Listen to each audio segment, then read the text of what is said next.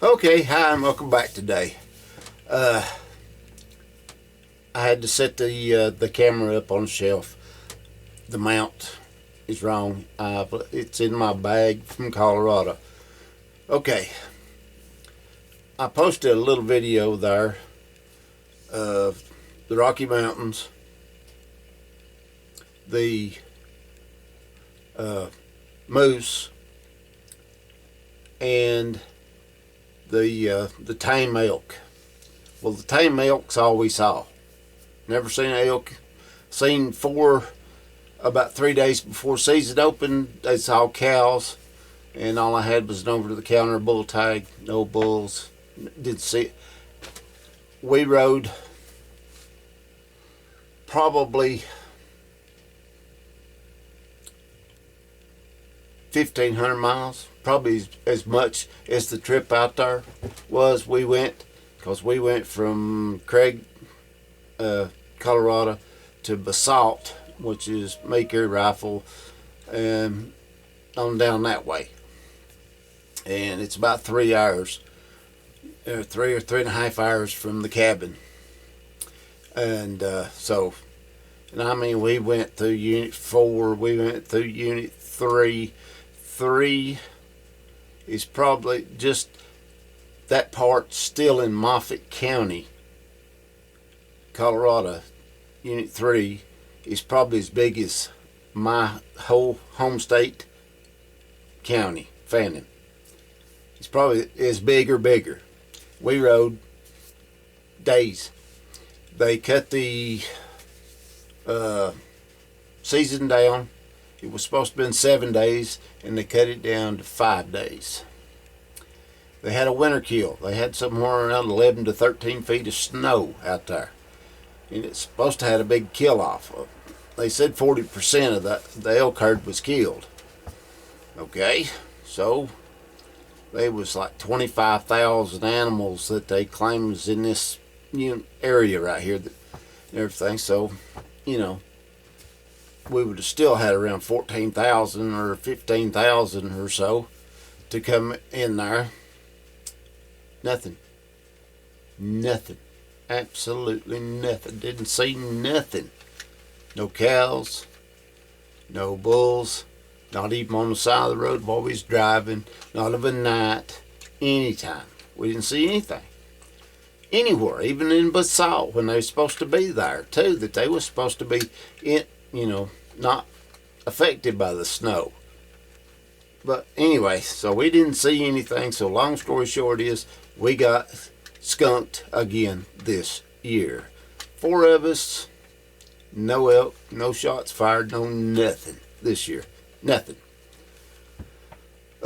Spent a bunch of money on diesel fuel going out there. We probably spent, $600-700 worth of diesel fuel after we got out there, maybe more, trying to find elk. We just didn't do it. So, and when I come back through, there was a few deer on the way out that had been death by natural causes, stepping out in front of a truck. Well, they was little, and the big ones had already done. Same way on the way back, nothing. Absolutely no. I think we seen in 1,700 miles, 1,800 miles, they was probably 4 bucks that we seen on the side of the road, and they was either mangled up so bad that the horns was busted all to pieces and they wasn't there. I didn't see them nowhere, or somebody had actually stopped and cut the horns off of them. So didn't get any horns, no antlers this year. So again, last year I got some antlers on the way back.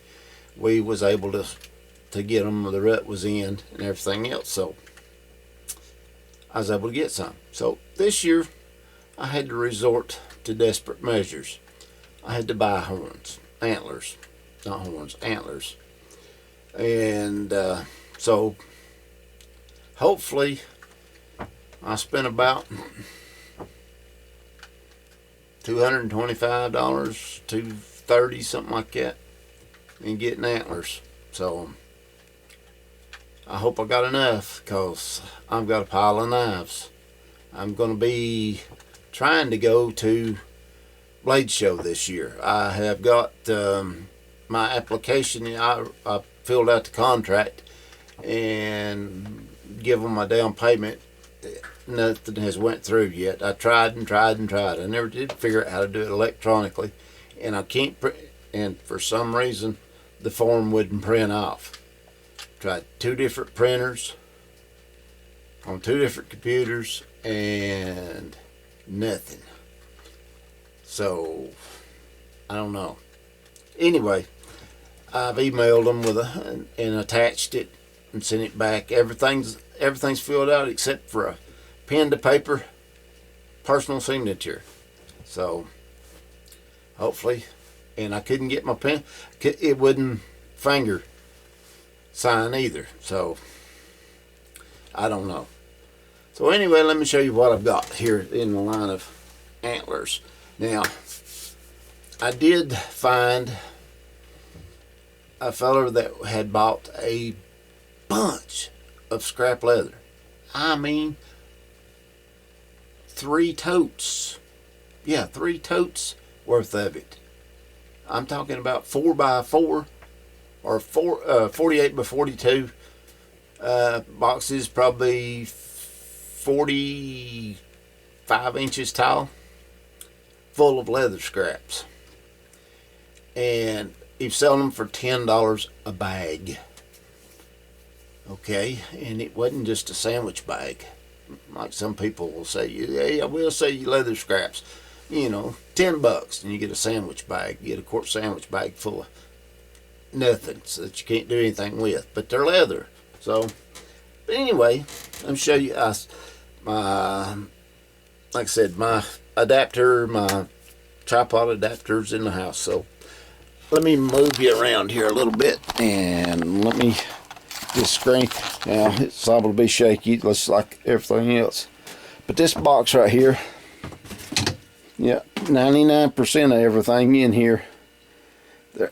Now these are whitetails. I got them here a while back. So, and see, that one was mounted to something. Looks like it's been glued and hot glued or something, or epoxied and screwed, and about whatever. So. Anyway, now this is a elk that somebody just wanted the burr off of in a little bit, and I had to pay for this one. Give $25 for this one.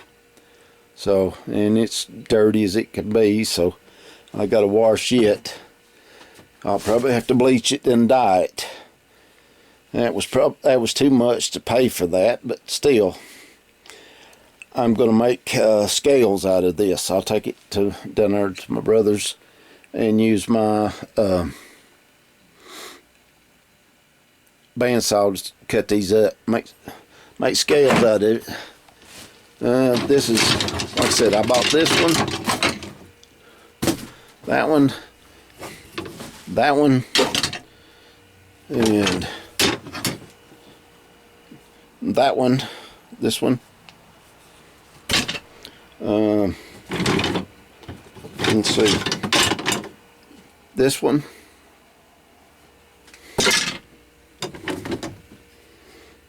no, that was mine. Wasn't mine. I don't know how that got in there.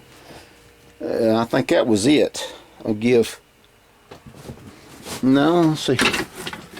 1, 2, 3, 4. There was 4 of them,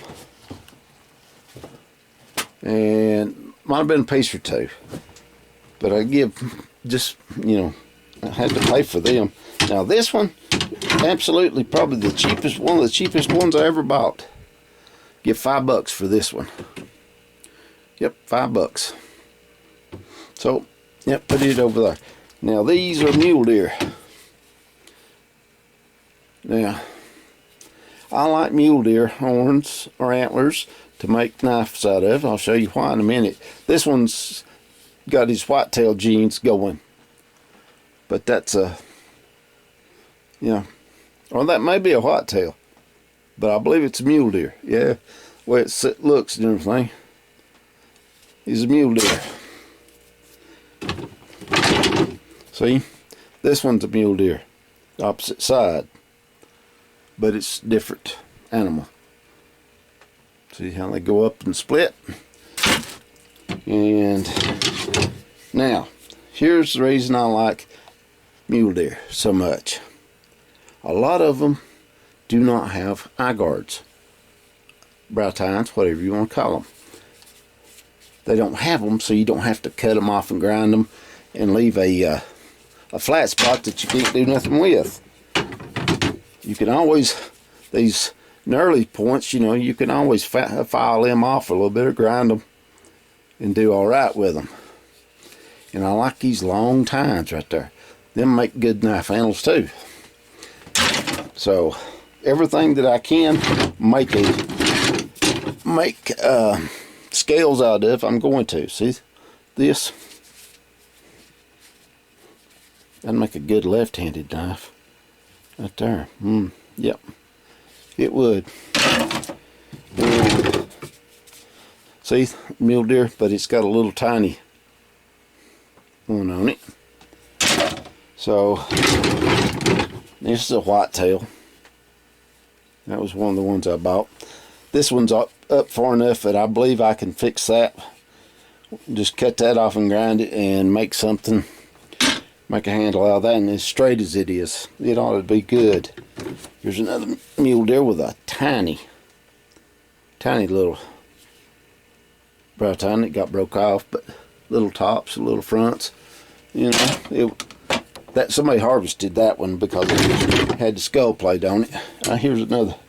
This one was harvested because it had a skull plate. It was cut off. And the reason I know that, I watched it cut them off of them. But this is the telltale right here. That rough, bumpy, that's pedicle, whatever it is, pedicle. Right there's where that detaches from the animal at. This has been cut. You see how slick that is? That's been cut. So that was cut off of a harvested animal, or one that got death by natural causes. You know, stepping out in front of a truck. Here's a shed. See that? Yeah. And that's also a mule deer. Oh, got all kinds of them. This one right here was harvested. A little better. My father had a bunch of them, and he had a lot of them, but a lot of them was he done got rid of all of his elk but one. And I told him, I said, that's okay, I'd rather have the mule deer anyway. Now that being said, now I won't turn down an elk, but they're good for making scales out of. And then, you know, some of this is good, pieces of this is good to make scales out of, handles, and then scales. And the tips are good for fire starters, first one thing and another. See, mule deer, weeks on the front, weeks on that, and it's a natural shed. So yeah, I got a bunch of them. I think there's about 15 animals represented in here altogether. So that's pretty high. But when you buying these, you know, price is up and down and everything. And in my local market, you know, about $8. And that's what I had to pay, is $8 a pound for them. There's another. And they weigh probably 1.5 pounds or so. There's the other part of that. That was in there too. Them two pieces was in that little bag right there. And oh, he goofed that one up, didn't he? Yeah, doggone it. And he cut it off. Yeah, it's okay. It'll still make one. Another whitetail. I'd like to have seen this booger in the woods. That must have been natural shed. That's the reason they're so white. One out of about 100 will have a white rack on it, or a light colored. This one was harvested. So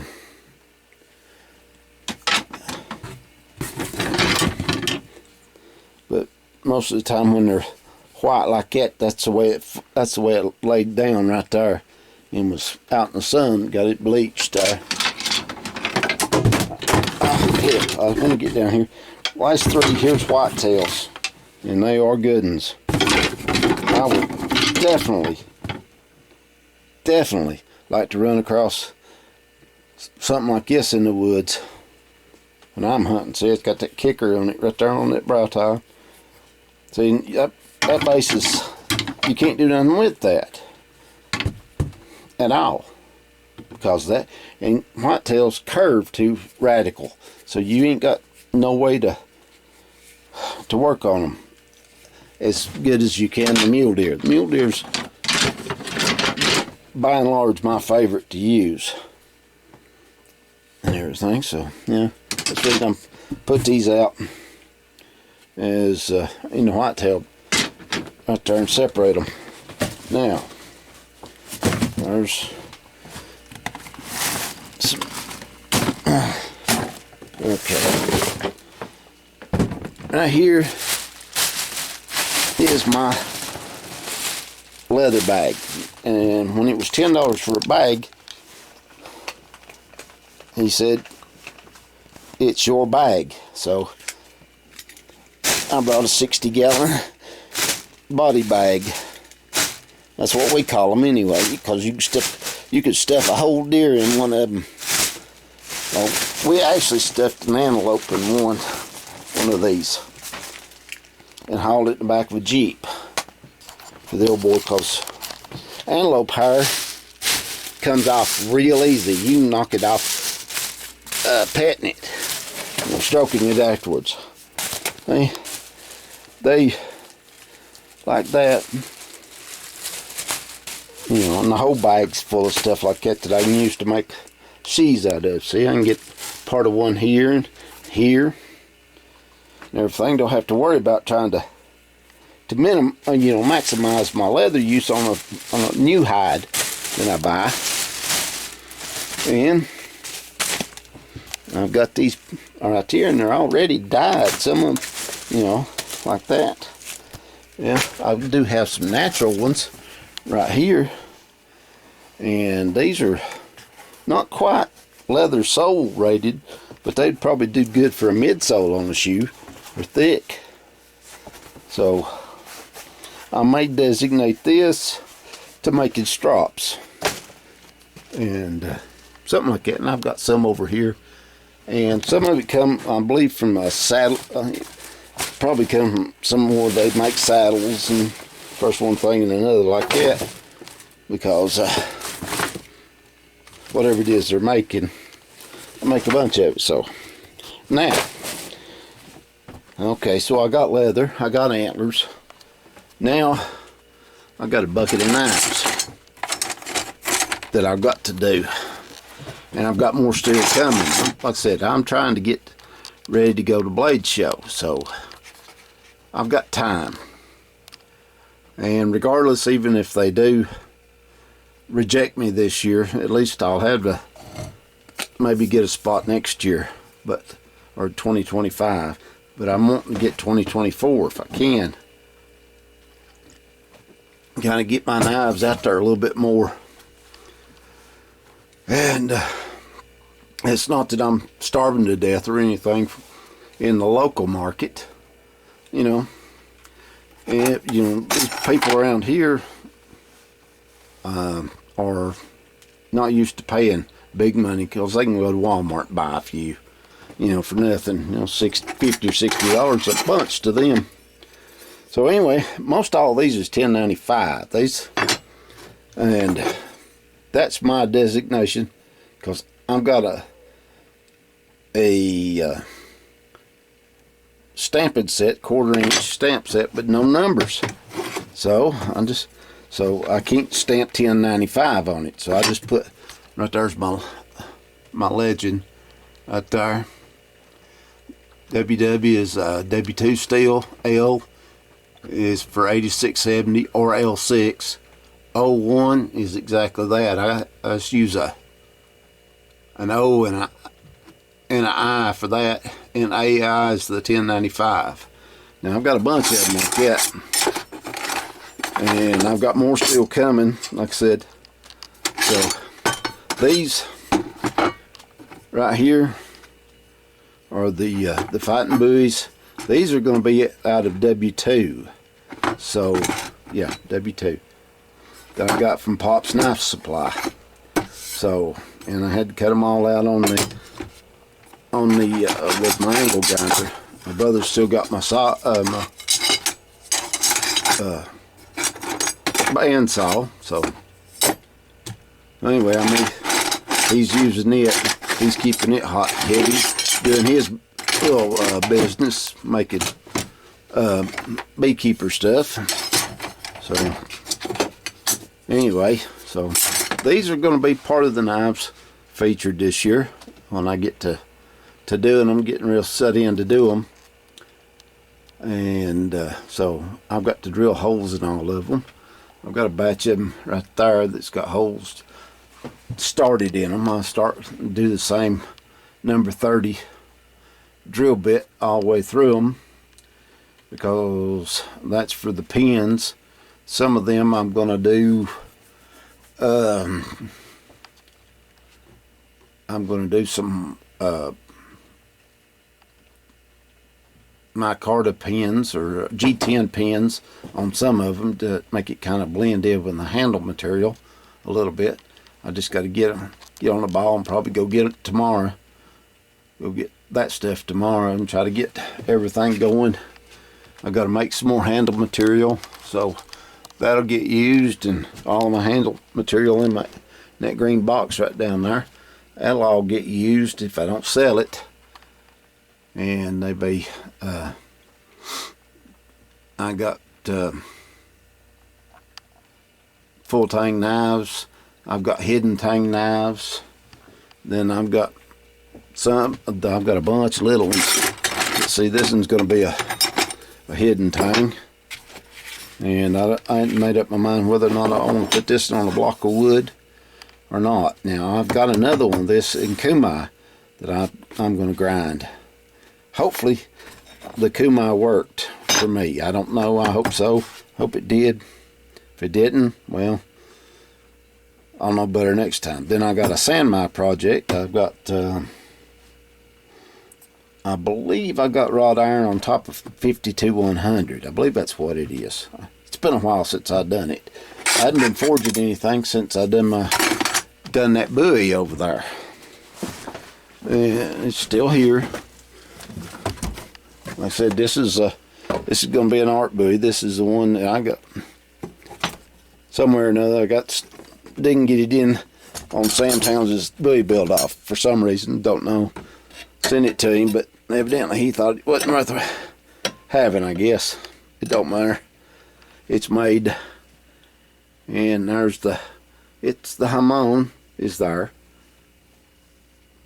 And everything. So there's the ricasso. There's a guard, there's a handle, and even got my logo down in there. There you go. So, like I said earlier, I had to go back and redo everything because it didn't harden in oil, so I had to water quench it. And that's what these are. There's very low carbon, probably a 1045 to about a 1060. You know. So anyway, regardless of the fact, that's what I'm going to be doing. So, and the elves, they're back at the work at the Santa's workshop. They got to be. I hope they do more for him than they do for me. But anyway, he probably pays better. So right now. So maybe when I get, there's my other one, I can put that on there now. Not in the world enough. Anyway, it doesn't matter. This will be that. That's a blue one of my blocks handle material. So doing that, and I like to sell them like this because There's my little buffer over there. It's a mess. Everything in here's a mess. It looks like a... Lord have mercy. It looks like I don't know what in here. But anyway, I don't know where everything's at. Maybe. If I didn't forget it. But anyway. So I'm gonna wrap this one up. I mean, I'm sorry about all this gibberish and jammering. But anyway, here's to hoping that you had a fantastic Thanksgiving. Hope you have a better Christmas. See all your family. Hope everybody arrives alive and gets back home the same way. And have a very, very good new year in the next year. Maybe the next year will be the year that we can all celebrate something good happening. Whatever it is, hopefully it is. Maybe it's the price of gas coming down, price of groceries coming down, boxes, the same size box and having more weight in them this year instead of next year than they do this year. So anyway, for all the little things in life, we're thankful, or I'm thankful to be alive, just like you. So till next time, it's Bobby Shields saying, God bless.